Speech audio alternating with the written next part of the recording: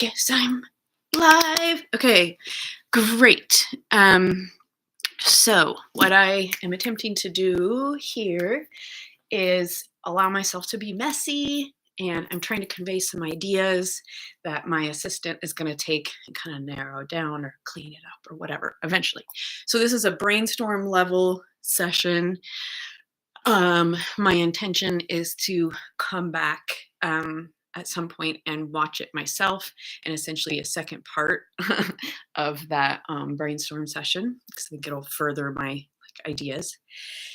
And also trying to clear kind of the constipation of ideas, because they keep, if I don't write them or say them, then they just stay in there and kind of mill about and maybe get a little so gotta get it out, better out than in, as Shrek would say. So currently what feels like my top priority to kind of figure out is how would I describe what projects, the projects that I'm working on, that they might be interested in investing in. At this point, I've been bootstrapping this idea for a couple of years, and essentially it's modeled after different elements of my career that lend themselves perfectly. So, for example, for 7 years, my ex-husband and I ran a handyman service, and the reason I started that business with him, we did co-create it, but essentially it was started so that he would have a regular job, but it could also be flexible because I had a full-time job.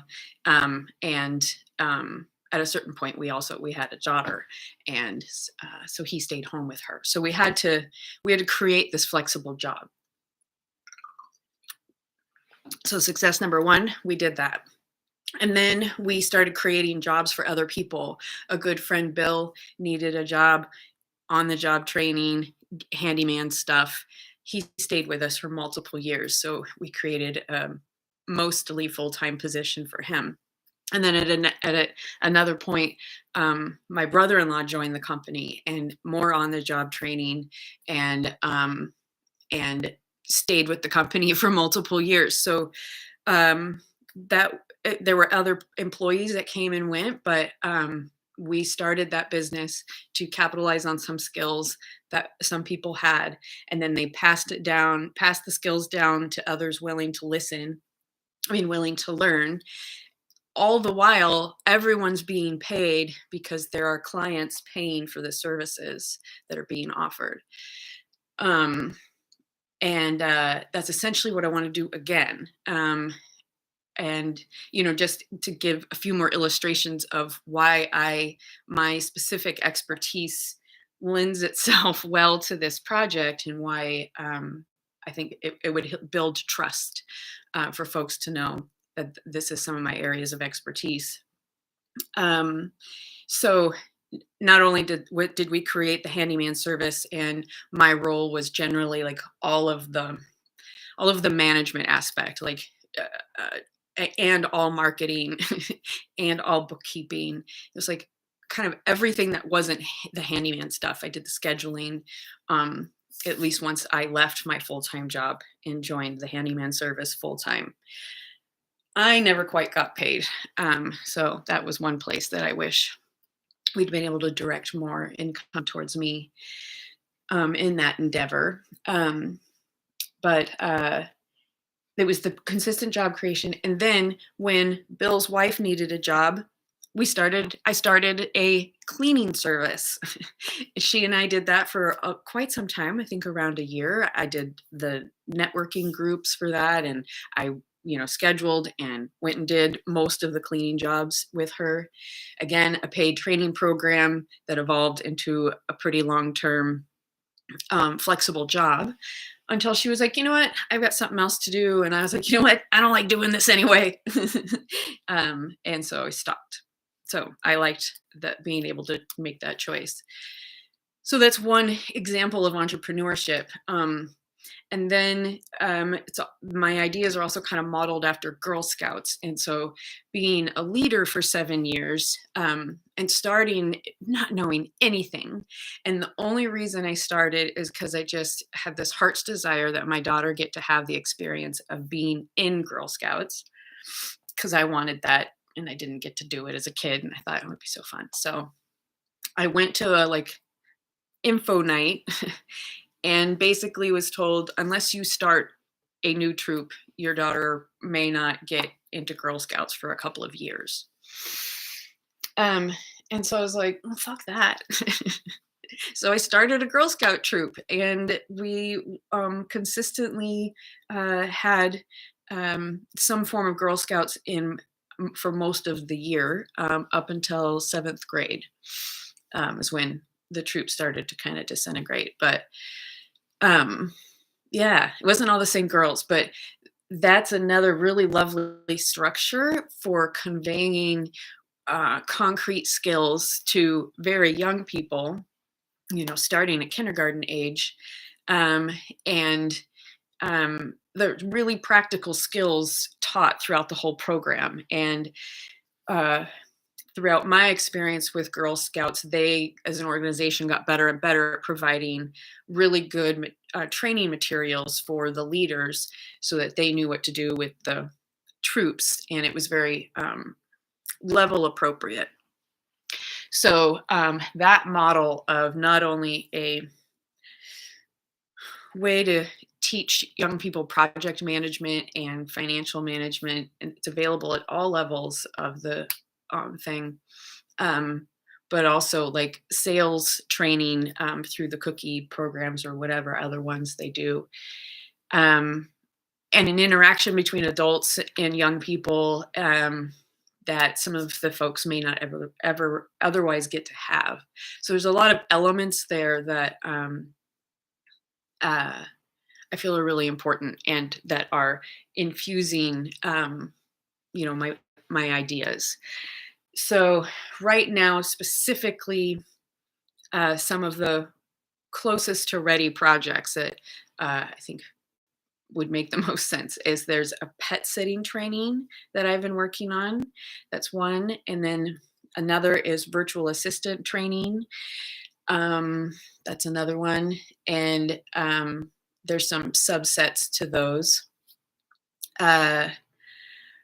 I have developed some training for like gig workers, like DoorDash, and I have a lot that I could do for rideshare, but lately that doesn't feel like something that I want to really teach someone how to do because it's gotten a little harder than it used to be, and I don't want to set people up for disappointment.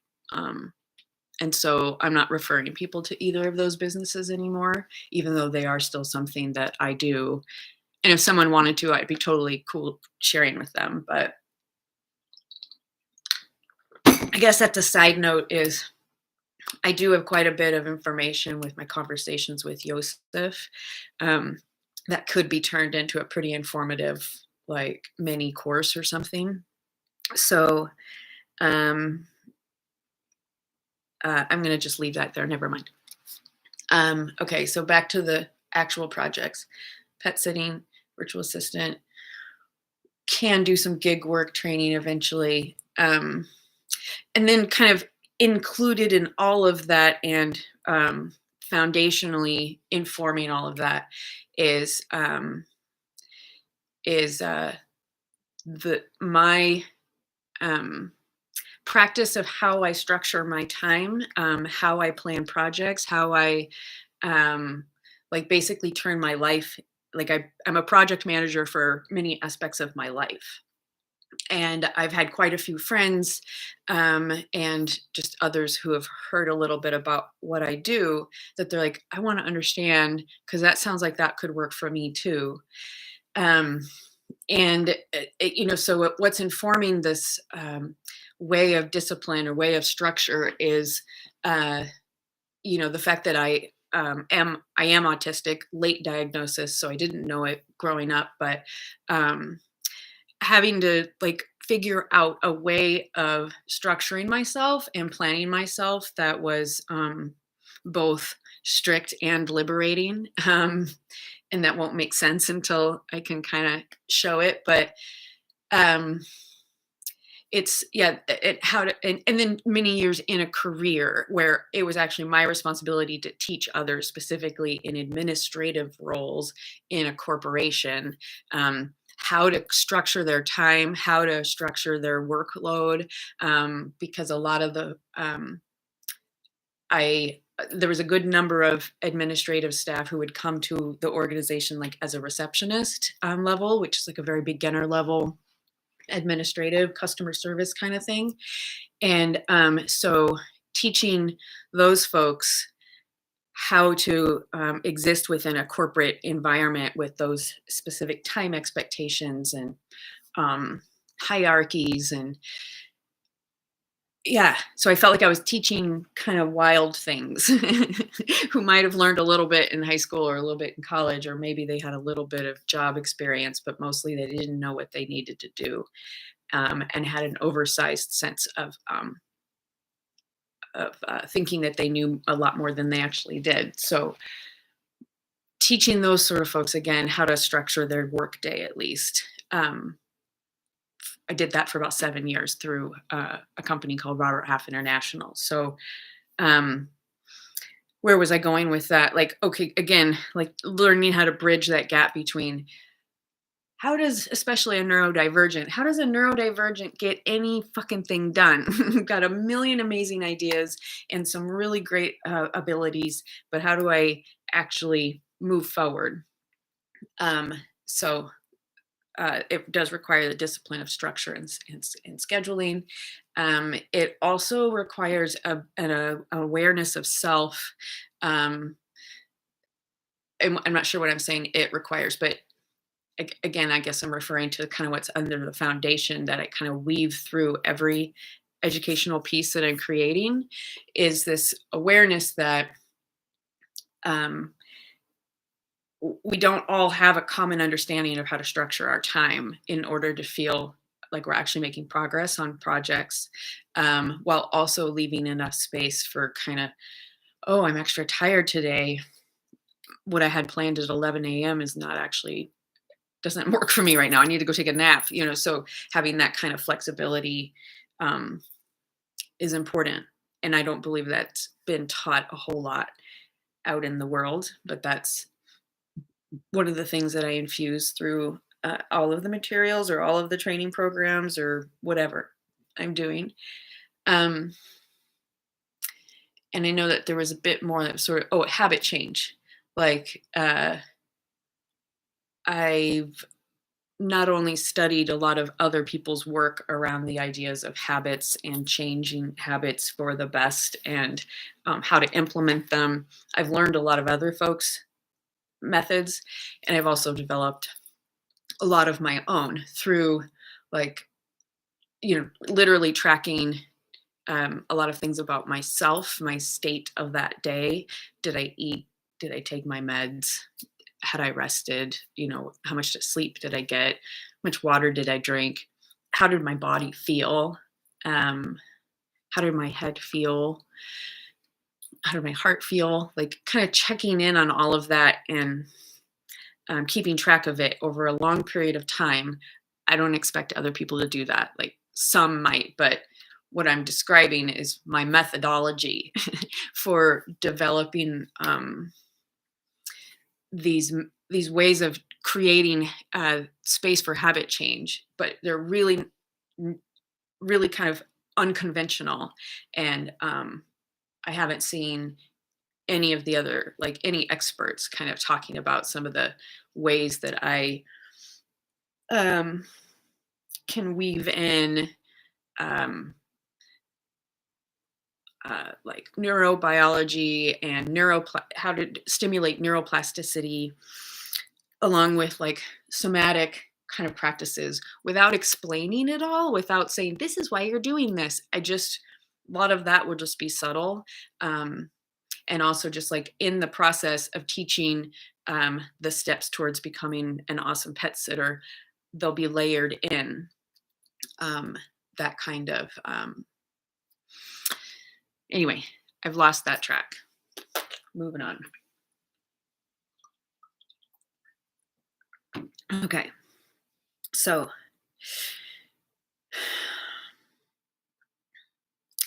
um, speaking to kind of larger project ideas, not, yeah, basically a larger business idea where fundraising is just one part, um, is while we are creating things, like the time it takes to watch this video and kind of formulate some ideas around how to summarize points, like time that I pay you for, that I have you bill me for. Um, we'll be tracking that as well as I'll be tracking my own. I'm going to start doing it in like a timesheet format. And um, yeah, so I guess what I'm asking is that Passy, you and I make sure that when we're filling out our timesheet, uh, in roughly like 15-minute to whatever, how long you spend on something increments.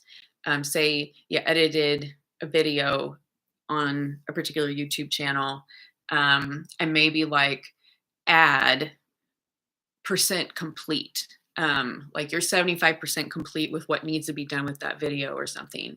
Um, because then we can start also kind of assessing what do we need to plan for the next couple of weeks. So we're creating a budget um, based on uh, actual timesheets and how much time things take, so that I can demonstrate, like, look, I've invested in my bootstrapping method. I've invested X dollars in direct support of my business plan.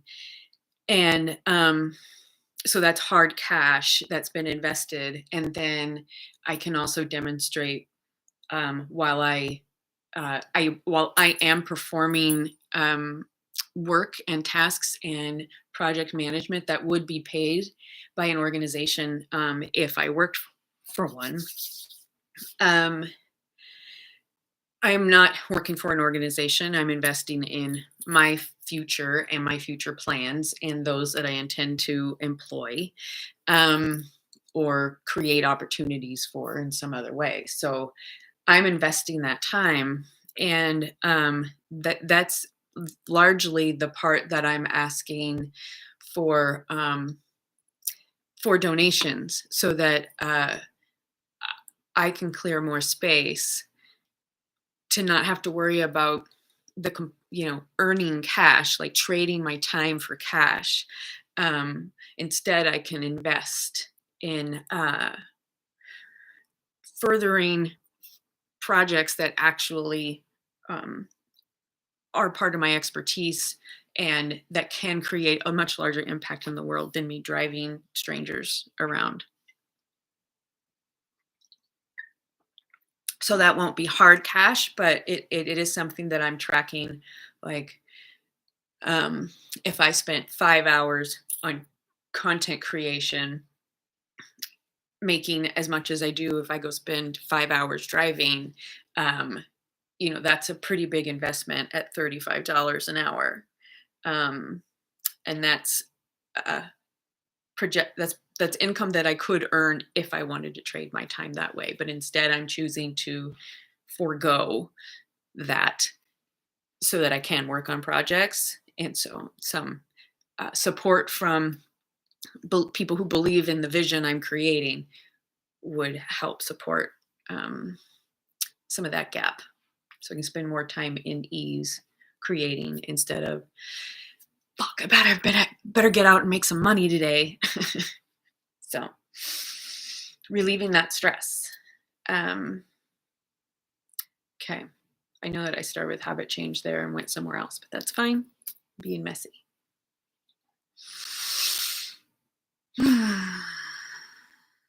Okay.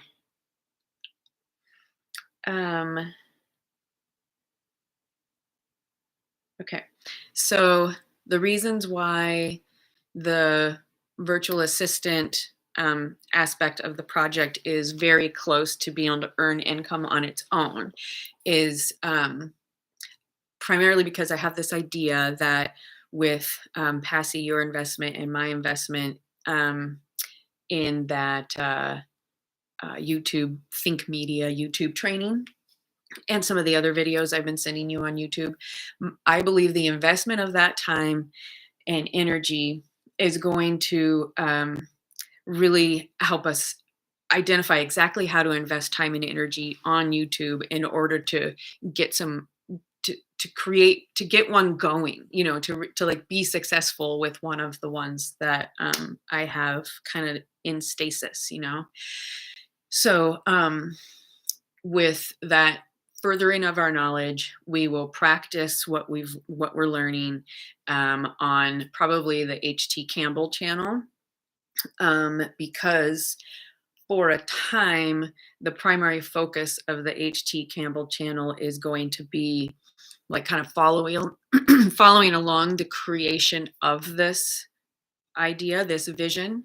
I know that the current, like conventional wisdom is you don't release content, you don't share a product, you don't ask people to invest in you unless it's already like really clean and like perfect or whatever.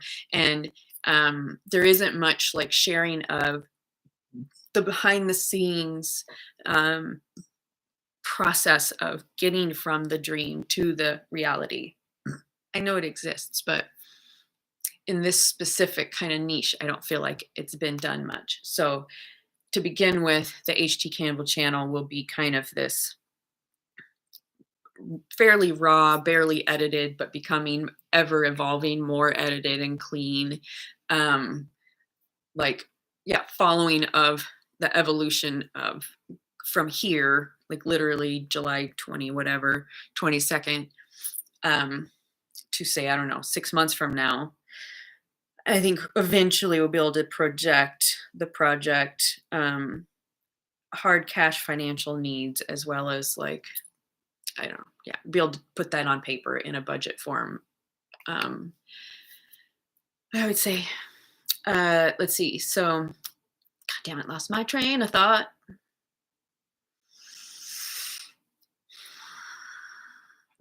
Okay, virtual assistant. That's right. Upleveling the YouTube knowledge. We're going to practice on the HT Campbell.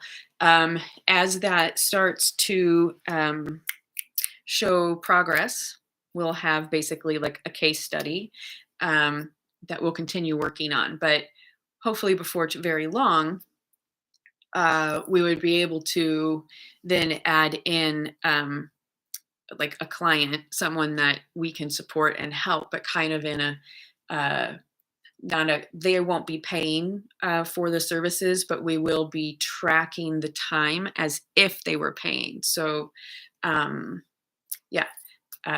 that's one aspect where it's like a community service. It's a giving of the information with no expectation of cash payment. So that's one whole element. And so layering someone like, say, my friend Azaria or her daughter Penelope, or the two of them together as a client, practicing on also publishing that.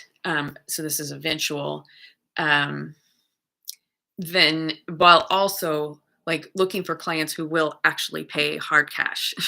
And so, once people are paying, basically, they're paying me, but I'm managing and paying someone else. I'm training someone else, which mostly would be you, Passy, to do the actual work. So that's another that, so client pays hourly. We sell in packages of, like 5 hours at a time that they pay for up front. That's a big key is them buying a package up front. So then we have that money from the package to actually pay your hours. So, and then whatever your best sets are the ones that will market to potential clients. I'm imagining it's going to become kind of basic YouTube back end starter, um, easy editing, kind of like just kind of getting something started, helping people with that. Some will pay cash, some will just train by publishing, meetings and content and stuff. Okay, I've been going for 25 minutes. Okay, so how will pet sitting start making an income of its own? So again, so this is a proven, another proven like business model of I'm currently doing quite a bit of pet sitting myself. And so I have fine tuned, I believe, like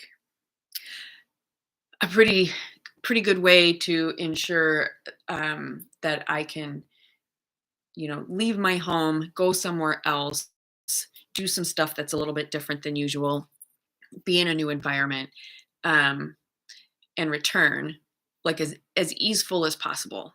And there's been quite a bit of development, and I recognize that there's quite a learning curve to go from, oh, my friend is, going to have me come over and take care of their house.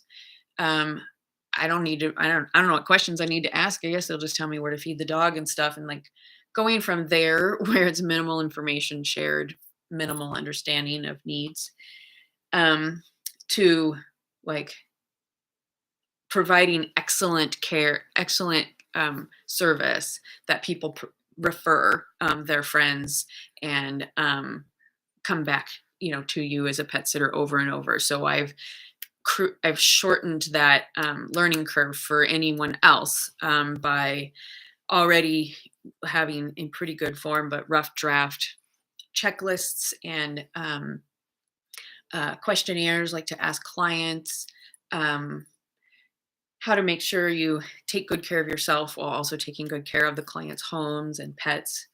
Um, Eventually, there's this whole like kind of advancement level through what you can experience with the pet sitting course.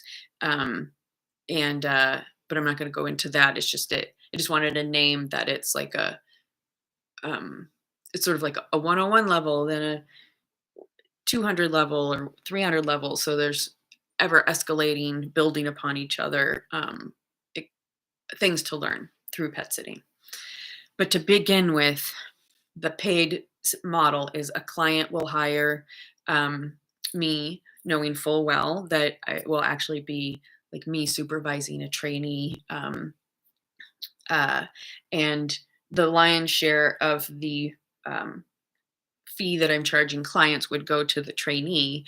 I'll be keeping some because I'm managing all of the business aspect, and investing time in my trainees' experience and ensuring that they're providing the customer service level that I provide, because uh, my business is growing. I have sometimes more clients asking for dates, the same dates than I can do myself. And so, but I don't really yet have people I wholeheartedly trust to refer my kind of treasured clients to, or brand new people.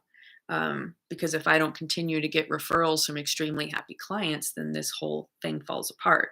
But again, it's a, kind of pay, um, not necessarily pay in advance, but pay it immediately upon service kind of thing. So I'm not out cash to pay the pet sitter that I'm training. The clients essentially pay that, and I've just kept a little bit. So that's how that gets paid for at time of service. But another way that pet sitting is a really smart kind of business model is when someone is asked for certain dates on my calendar, I ask for a deposit at the time of booking in order to confirm those dates. And so, depending on the size of the job, um, and like if it's a big job, like 2 weeks, I ask for a quarter now as a deposit in order to hold that entire time, because if I turn down jobs, um, because I'm holding that time, but then the original client cancels, then I need some compensation for that. But that's income that I've received well in advance of service rendered. So that's part of like what also supports me earning some income on an ongoing basis is by receiving deposits for future service.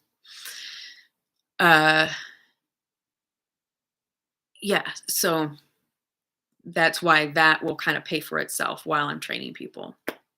Um, and I think I was saying that I just have a lot of things in process that just need more attention and time, and practice, um, in order to have them ready to share with anyone. Um, and Trying to narrow all this down to some eventually working towards like a 5-minute video, um, that's kind of describing the project and the overall project, why we're asking for funding, and it's you know um, uh, as we're working on kind of cleaning all of this up, there will be some people along the way that I would share with sooner, like before the projects, before the fundraising, like video or little description paragraphs or whatever, long before we get to a finish point there. Um, we'll be fine tuning the video we'd be making or any spreadsheets or any checklists. We'll be fine tuning those along the way and sharing them with an ever expanding audience. As at each level, it kind of would make sense to a more and more general audience. So my guess is there's a lot there that doesn't necessarily make sense. But hopefully what could come out of this, and I'm really delighted it stayed at like 30 minutes. I love the quality of being able to finish a thought without being interrupted. But I also recognize that I'm missing feedback now and then. But I am trying to brain dump here. So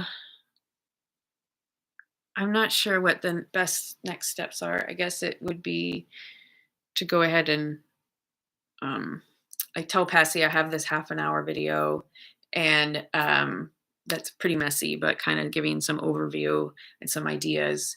And maybe the best that she could really do is kind of start to